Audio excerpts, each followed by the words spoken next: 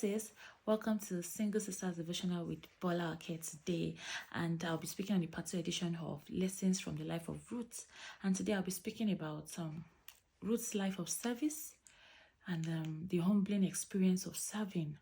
Okay, this is a very unique one. Okay, all right. So we can observe from the life of Ruth.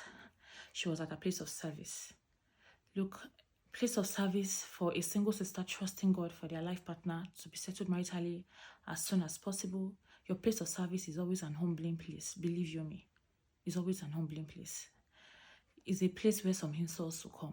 Yes, I'm not saying necessarily your workplace or something, but it will be a place where you are positioned in a place to serve, and it comes with some insults. What's the level of insult?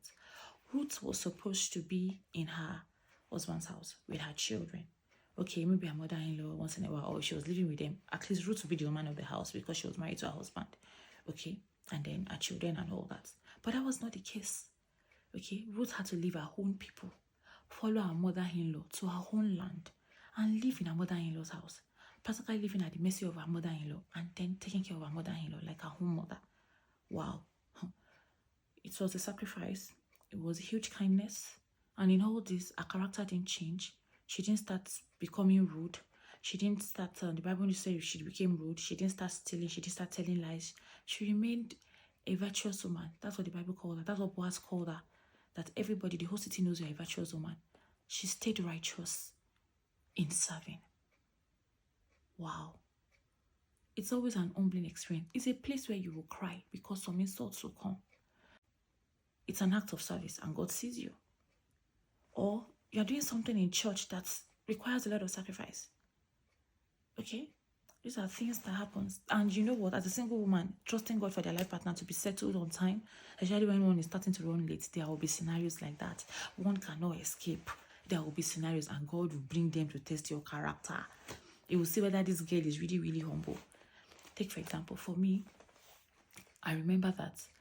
Oh, before I go to my example, please let me read the book of Ruth 2, 18 to 19, so that we'll understand what I mean by service from the life of Ruth. Okay, Ruth 2, 18 to 19. And, no, let's read from 17. So she gleaned in the field until even, and beat out that she had gleaned, and it was about an ephah of barley. And she took it up and went into the city. And her mother-in-law saw that she had gleaned, and she brought forth and gave to her that she had reserved after she was sufficed.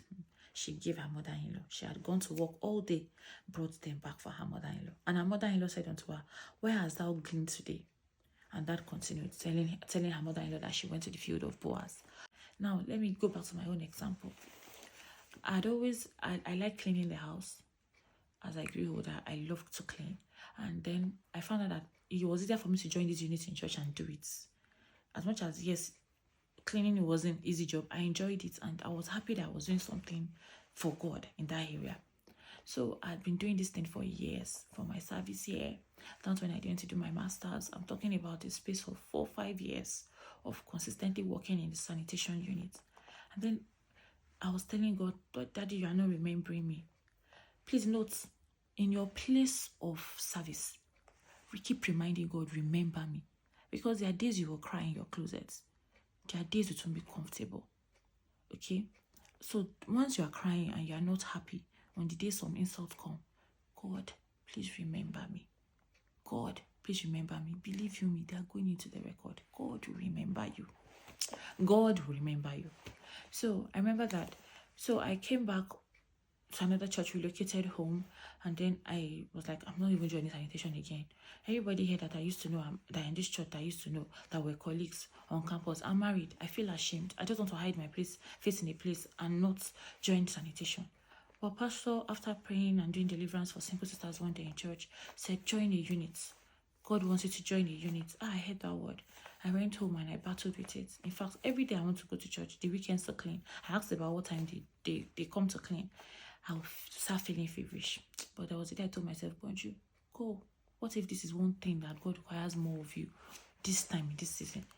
Don't think about how much. I always tell myself, I've been cleaning for the last 5 years. If God will not reward all that time and judge me for not cleaning now, knowing that I am ashamed, why would he reward me now? But I remember the pastor's instruction, obedience. Complete obedience. And I went. I don't think I had cleaned in that unit for some few months before my husband came, because I met my husband that same year. That same year. And even though it was in a church where some of my colleagues that went to campus together were married with their husbands and with their children, I just wanted to hide my face. I just wanted to go to church, run out, take the next bus and just leave church after service. I didn't want anybody to see me. But God was saying, stay and clean the church. And you know what? Cleaning the church after service will entail people seeing you. Yes, you people are the last people there, cleaning the church, carrying chairs and all those things. This one, I didn't enjoy it like the ones I used to do before. This one now became more of a sacrifice. Okay? And then there's also a part of sacrificial giving. Yes, sacrifice, give to a point where you feel the pain of giving. And don't give grudgingly.